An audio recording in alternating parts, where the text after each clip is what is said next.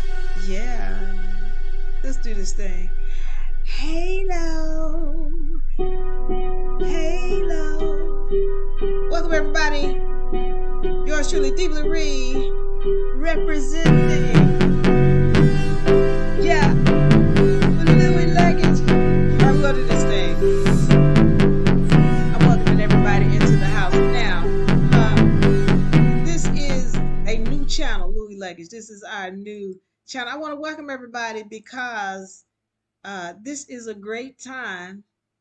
This is a great time to be on this channel. Now, for my TikTok people, I want y'all to go over to Louie Luggage, Louis Luggage, Louie Luggage. Find us there on TikTok. And for my people on YouTube, like, subscribe, and share. And thank you for joining us. I'm yours truly, DeVillery, representing for Louie Luggage. Welcome, welcome, and thank you. We talking some Coach Prim, Colorado Buffs, and Louie Luggage, and how the Louie Luggage handled Nebraska this weekend in game number 2 and pulled it out. Ladies and gentlemen, we're going to talk about that.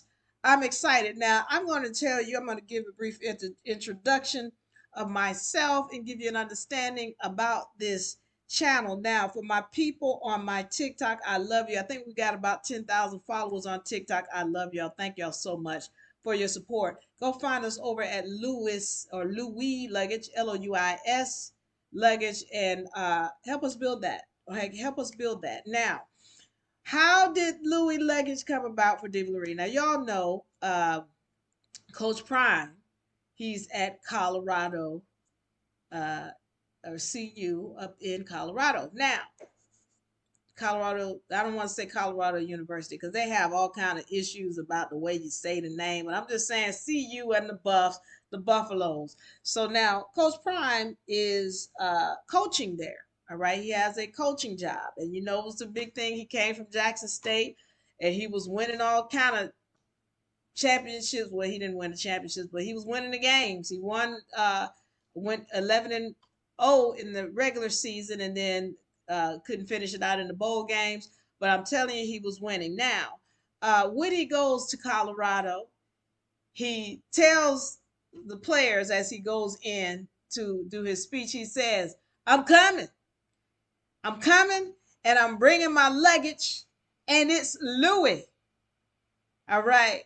And that stuck. So Louie Luggage, that's where this comes from when Coach Prime said that he's bringing his luggage and it's Louie. And we got Louie Luggage. Now, here's the thing.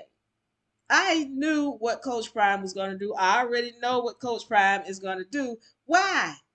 Because he did it already. He's been saying he was going to do it. And for whatever reason, people are not paying attention. Now, I can't go out and gamble like the way normal people gamble because I can't be all out here, putting money down like that because that's outside of what my beliefs are set up for me. However, if you doing it, I say great and wonderful. Bet on him because he's a winner and because he already been doing it and it been telling you what he was gonna do from the beginning. And it's like y'all not paying attention. Well, if y'all not gonna make this money, then I'm gonna go ahead, I'm gonna go ahead and make some money myself. But I have to gamble differently. Louis Luggage is how I gamble. I gamble in business. All right. If I'm gonna gamble, I'm gonna do it business wise. Now I gamble on myself all the time, and this is one of those gambles I take. So you got Louis Luggage. Welcome. All right, yours truly, Diva What do? I have a law university. For those of y'all who don't know, UNA University. Now, with my law university, we deal with law from everything from the spiritual side to the legal side and then some. All right. So, with that being said, though, this is my opportunity to have fun. Also, I need y'all to know I used to have a television show and we were syndicated in 4 states. And it was called The Sports Show from a Woman's Perspective. Take Two Sports. That's what it used to be called. And so I was in sports for quite some time, and I know sports, and I played sports, and I was athletic for a long time. So uh, I know sports. All right. That being said, I also know winners when I see them. I know winners when I see them. Coach Prime is a winner. And it's not just, again, yes, I followed him because I was in Atlanta when he came to Atlanta. I'm from Atlanta, born and raised. I'm a real Atlantan. You don't see too many of us. I'm a real Atlantan, born and raised. And so when he came to Atlanta, once he left college, he lit it up. He lit Atlanta up. So I followed him since then. Didn't know who he was when he was in college because I didn't watch college ball. All right. So, but when he came to Atlanta, you couldn't love this man. You couldn't not love this man, is what I'm trying to say. You could not love this man because he was electrifying. We wanted him to put his hands on the ball. Like, give it to Deion Sanders. Please let him do it because he was just that awesome. And so I've been following him since then. So now, all right, we get to this point now where Coach Prime has gone to Colorado. Now, when he goes into Colorado, everybody's saying there's no way he's going to be able to rebuild this roster. If they win 2 games, that'll be great and all this. They just talking negative about the team. Oh, we don't see them winning 3 games in the whole season. And, just all of these negative things. Oh, he's bringing these HBCU players. They don't know how to play on the real level. This is the SEC level. All right, all of these negative things that they're saying and saying that Coach Prime is not going to be able to pull this out. Well, this whole thing, as I was watching it, they're saying, oh, he can't win against TCU. And I'm saying, he's going to win against TCU. And this is the thing, and I'm going to get into the session. because today we're going over this Nebraska versus Colorado game that took place on Saturday. But this is the thing that I've noticed that most people have their mindset. They have y'all remember, did anybody watch? I think it was either Saturday Night Live or the other show, Mad TV, where they had this thing called Lowered Expectations. That's right. Well, people have lowered expectations about what they desire. You know, they come in, they're like, well, you can expect it's going to take a couple of years and it takes time to build up. And Coach Prime does not have that type of expectations. He's like, no, we're going to win. We're going to win now. He's been saying it, but then he's already done it. He's been doing it. So Coach Prime comes into this thing and he says, we're going to win now. And everybody's like, well, it takes time to build up a program and all this.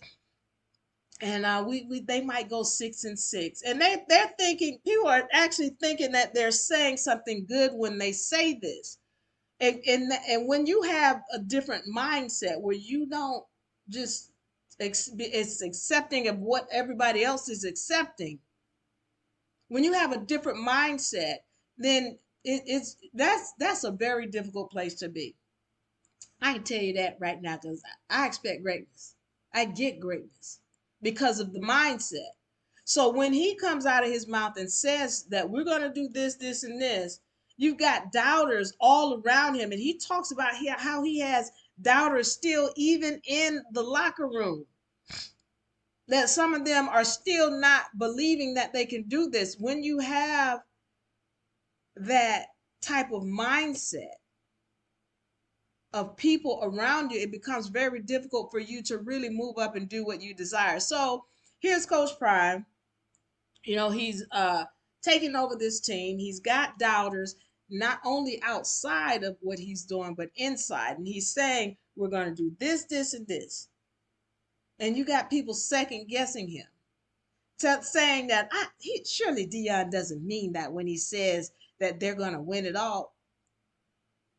No, he means it. He means it. He's saying what he means. And it's, you have to have a very high level of confidence in yourself in order to deal with all of these people outside of you who are naysayers and who don't believe, not only outside of you, but even in your own organization. So with that being said, he goes into TCU and they win. His team, Colorado, beats TCU in that first game that everybody expected them to lose simply because of the team that was there last year. How many times do we have to say this is not the same team? But they're starting to see now, because Colorado goes into Nebraska, or let me rephrase that. Nebraska comes into Colorado for the Colorado's first home game. Now,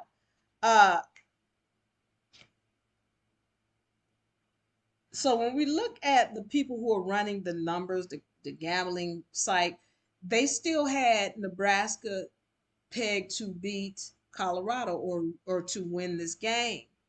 But then most people, your commentators, because they have some kind of computerized whatever they have doing.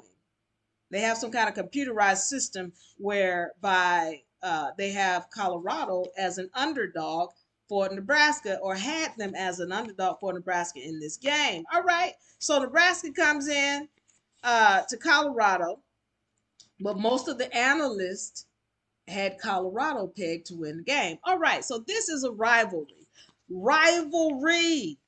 Now, for me, I really never dealt with a rivalry in my college. We didn't have rivalries like this. But the only rivalry that I know of is with Atlanta and New Orleans. But I always thought it was a nice rivalry. I remember my mom, when she was going out to get ready to head over to South New Orleans, and she got on her Atlanta gear, and they going to New Orleans, and whenever there was a New Orleans game in Atlanta, New Orleans would be here in Atlanta. And I thought it was just a nice thing. I didn't think rivalries was, we hate you. I never took it that way. But with Nebraska, they took it to another level. I've never seen a rivalry like this. Now they're like, nobody wear red. You couldn't wear red or red nothing anywhere. I was like, okay, y'all serious about this thing, and they are very serious. Uh, Come to find out, Nebraska has a tendency to do disrespectful things. They're disrespectful, and they're probably disrespectful to each other. But so basically, there was this whole talk about how Nebraska came in and they were having some kind of meeting or conference, and the team congregated on the Buffalo in the center of the field. And Shador went over and broke it up, so they felt disrespected by that and disrespected by some things that were said by the head coaches. So this was a serious thing. I mean, I just thought rivalries were some, nice things. Well, we travel over here, we're gonna come show up in numbers, and and y'all travel to our place and y'all show up in numbers, and it was a nice little thing. But no, not here. This is, I always thought, like, for me, when my mom went, I was like, oh, we love New Orleans. That's like a second home. They like our cousins. Not here in the not with Nebraska and Colorado. They have a hatred at that game. I mean, Colorado, again, I've talked about this and how Coach Prime has brought all kind of recognition to that team. He's brought a lot of stardom. They had so many celebrities at that game. I was concerned that there would be a distraction.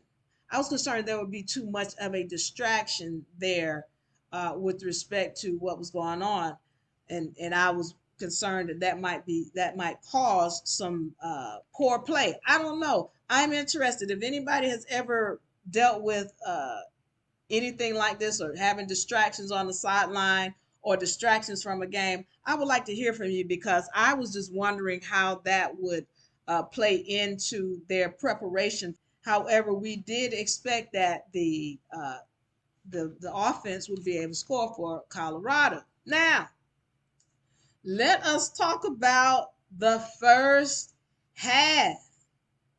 The first half. Everybody stunk it up. Everybody stunk it up. They went into the locker room at halftime with 13-0. Was it 13-0 in the first half? And so Colorado was up. However, the play was not good at all. So let's get into what's going on. So I want to first of all get into Nebraska's defense, or Nebraska's team.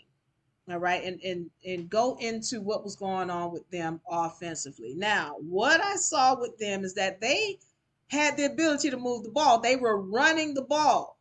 Now, the defense, and we're going to talk about the defense of Colorado, stepped up big time.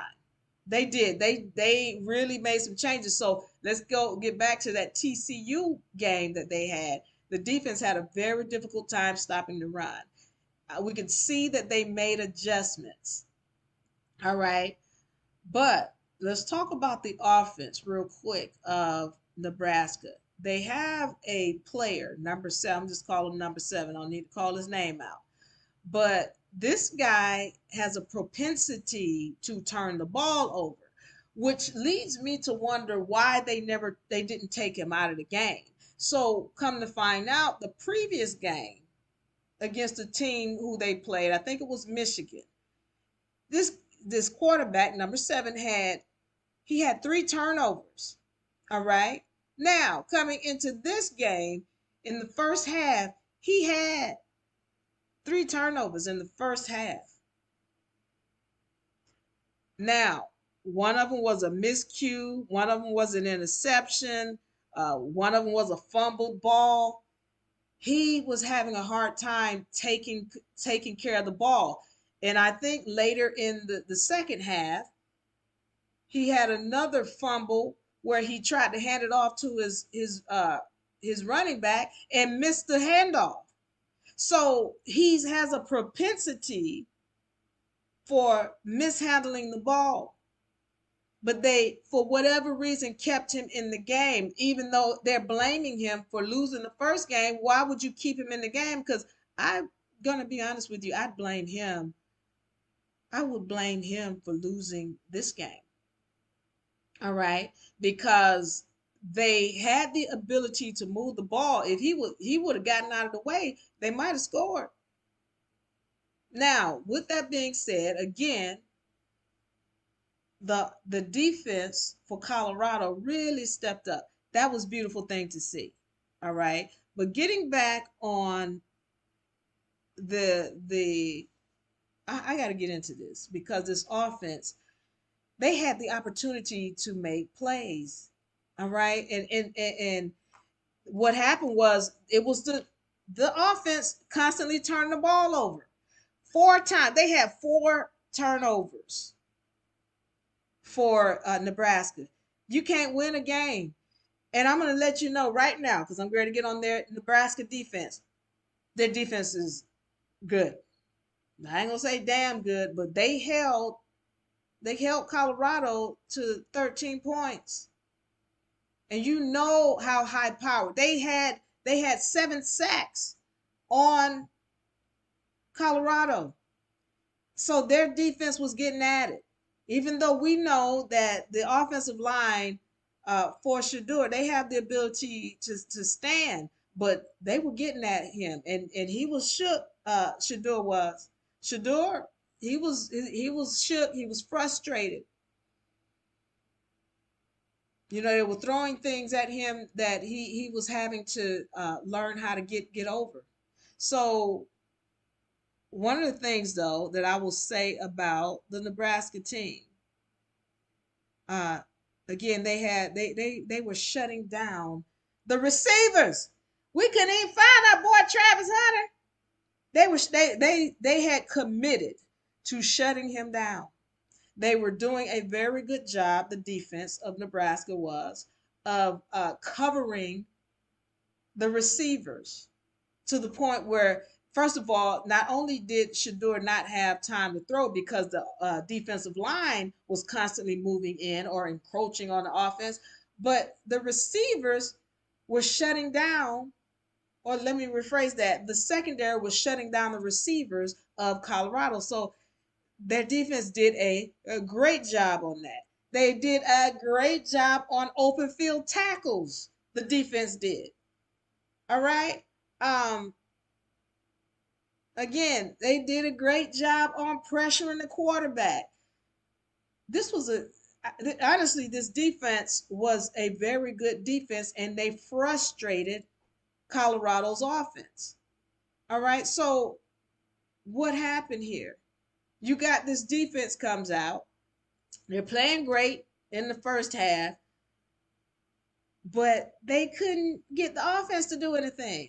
Now I gotta say this now. It seems to me if I were on defense, and y'all again, if you played sports, you let me know what you know. But if I were on defense, I know it seems like their confidence was deflated after they were constantly stopping Colorado, and then the offense gets back on the field and they turn the ball over and give Colorado good field position. They turn the ball over somewhere in the 30 at one time, on the 30-yard line or inside the 30, giving Colorado good field position to make a touchdown after they have made stops. Their defense made stops.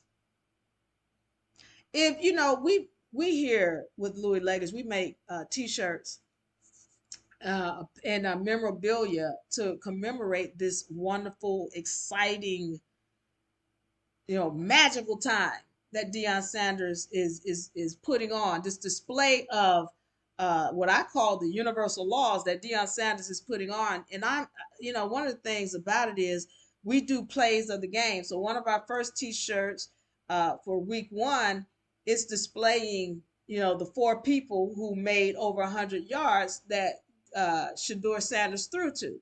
All right, that's one of our commemorating shirts. However, for this game, the player of the game is, I would say, the quarterback on the other team. The player of the game is the quarterback for Nebraska. That's why they won. We need to put him on the shirt and say thank you for fumbling. Thank you for handling the ball. Thank you for the miscues. Thank you for not knowing how to run the offense because he's the player of the game because it's because of him that we won. The thing that I see when I feel a little way sad for that team because it's like, why would you not take the quarterback out of the game? I'm just wondering about why he stayed in. I respect you giving him another chance, but you don't win two games at the beginning of you don't lose rather two games at the beginning of the season with six. He had four turnovers. I think they said three. He had three the week previous. This one he had four. Doing the same thing. They made one touchdown. Well, excuse me.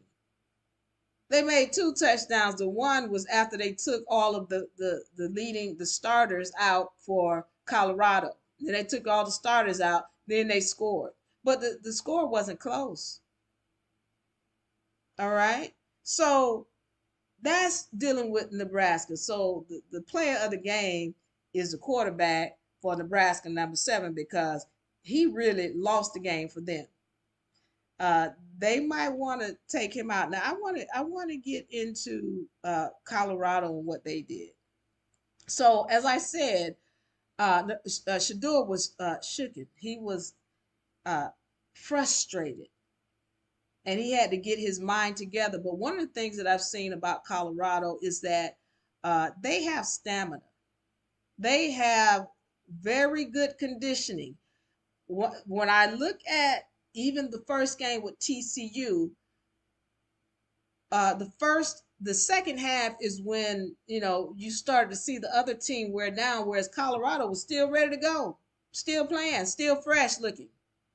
And that is what's going to be what carries them through this season, that their conditioning is showing that it is superior to other teams. And these, again, the defense, part of it was they were deflated. How do you keep playing for a team where the offense is making your job more difficult every time you turn around? Because the defense was getting stops. The defense was giving the ball back to the offense. Now, again, to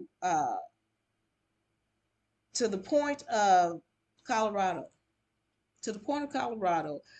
Shador took care of the ball. He didn't turn it over. He made some mistakes, but he didn't make mistakes to the point where he's turning it over and giving them points and good field position. That didn't happen. Now, they were stagnant on offense. They couldn't get the run game going. They could not get the passing game going. And so what was that stagnant? Part of me wondered, were they a little distracted? I don't know. I just wondered if they were a little distracted and needed to get into the game, get their heads into the game a little bit. But again, come back out the second half rather. In the second half, things started to change. Then they started to pick it up, and I think part of that had to do with the deflated confidence of the defense. And then the other part had to do with the conditioning of Colorado. They are just superior when it comes to conditioning.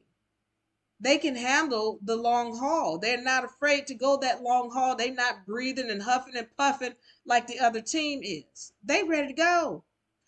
Congratulations, Colorado, on that. Wanted to go into Weaver, who was the top receiver for this week. Again, I say to you, they were shutting down Travis Hunter. They watched tape. They watched film.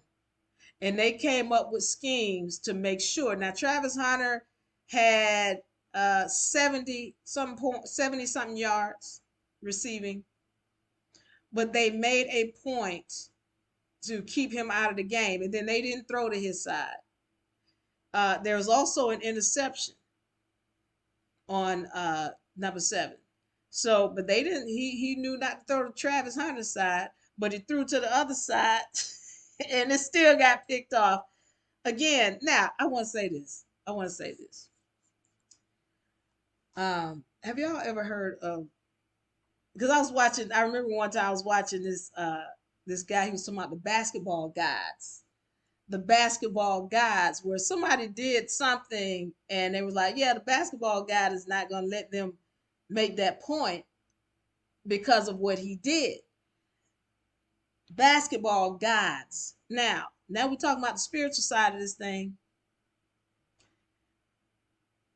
I'm thinking about the football guides because there was a lot of things going on in this game where it's like the spirits are working for Colorado. The spirits are working for Colorado. It's got to be that the spirits are working for Colorado for the miscues. The guy, he calls them to hike the ball, and as the guy, his running back is running across, the ball is hiked into the running back. That's some football guys. Then, here's another one. They go to kick a field goal. Nebraska goes to kick a field goal and it hits the upright. That's football guy.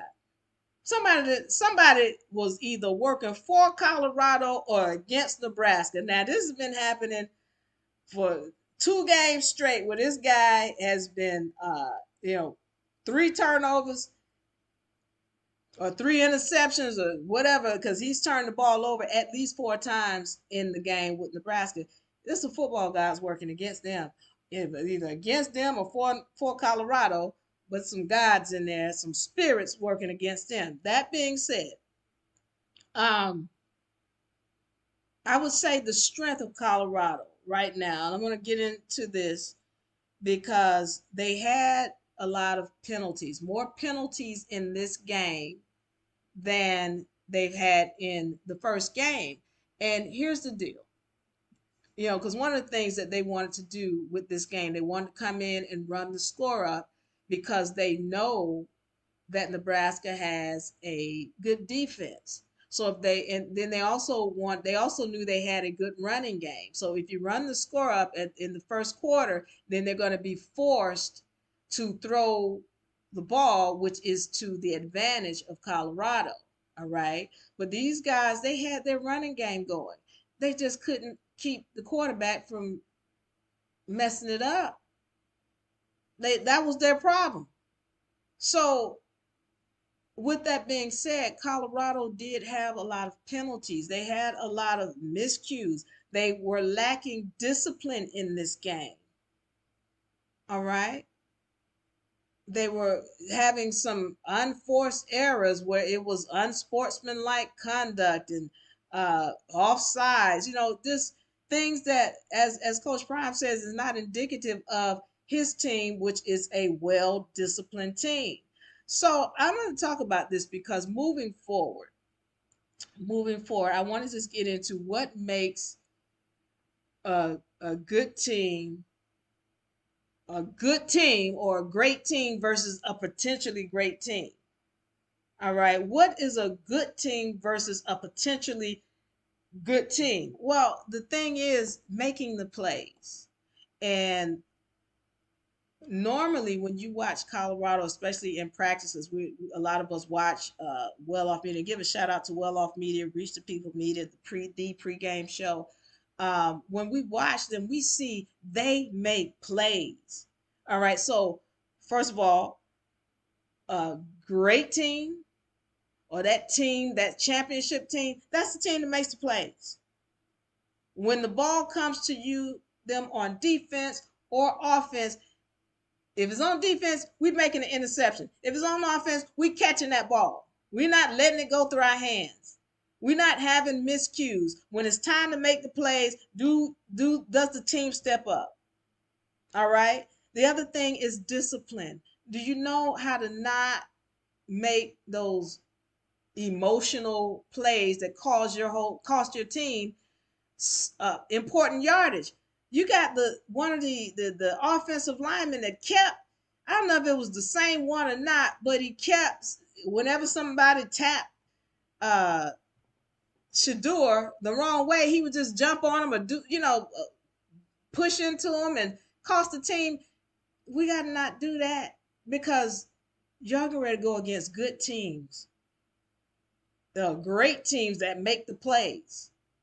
And if you're not disciplined, if you don't show discipline, it'll be that little 5 or 10 yard play that cost you the game. That's not going to even happen. That's not going to happen because they're going to get the discipline in order. They're going to make the plays. All right. And so the other thing is sportsmanlike. What is that? Unsportsmanlike conduct. There was special teams. Special teams. When they're pinning somebody deep, they know how to. We're going. All of that has to be clicking as they get ready to go into these games with more difficult opponents that are in their conference. So that's the thing. Interceptions. They got to make the sacks. They got to make the tackles. Again, that's one of the great things about this defense that I can say that these guys were on point. Open field tackles, they were making them. And so that's what I see when it comes to Colorado. Those plays. Do you make the plays? That's the difference. And so they have the discipline, they have the personnel to do that. They were a little off on in this game, and they won it. That's great. But I'm saying when they move forward into these games where the competition is tougher, they got to be on point. All right. The last thing I want to say, and I want to get out of here. Last couple of things. Congratulations to Shador. He's in the top 5 quarterbacks now, and supposedly Colorado is ranked at number 18 now after this win. So uh, he's close to passing for the most yards now, but there's teams that have played 3 games to his 2 games that he's played. So, but he's definitely up there in the top 5 right now. And the great thing again, Shador, yeah, the offense started off a little stagnant, but Shador did not make any serious turnovers, and he still has no interceptions. So, congratulations to him on that. His quarterback rating has really gone up. Also, I want to say congratulations to the defense because one of the great things when we're talking about championship teams is that they're able to adjust. Can your team adjust? And that's what they did. They adjusted their defense such that they can, take on this Nebraska team that was going to run the ball because they know they can't throw. But if we can hold them on defense, then we're going to force them to have to throw. And when they have to throw, they're going to make mistakes, and we're going to capitalize of them. So good.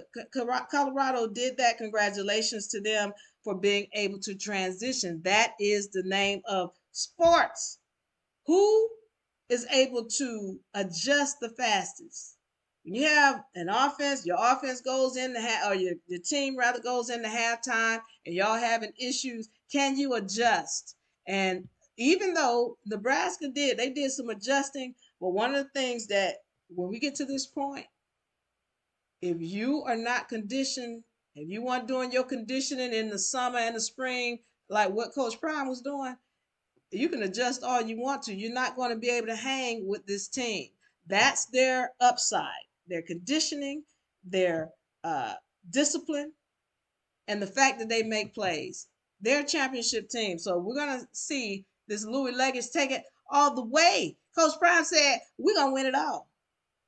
Yeah, I'm looking forward to it. All right. I'm yours truly, Diva Laria. I'm ready to get out of here. I want y'all to go over to Louie Luggage. All my people on TikTok, go over to Louie Luggage. My people on YouTube, you are at Louie Luggage, all right? Because we can't go live yet on TikTok, but we will be able to go live soon as we build that channel up. But I want to say thank you all for listening. Thank you for watching.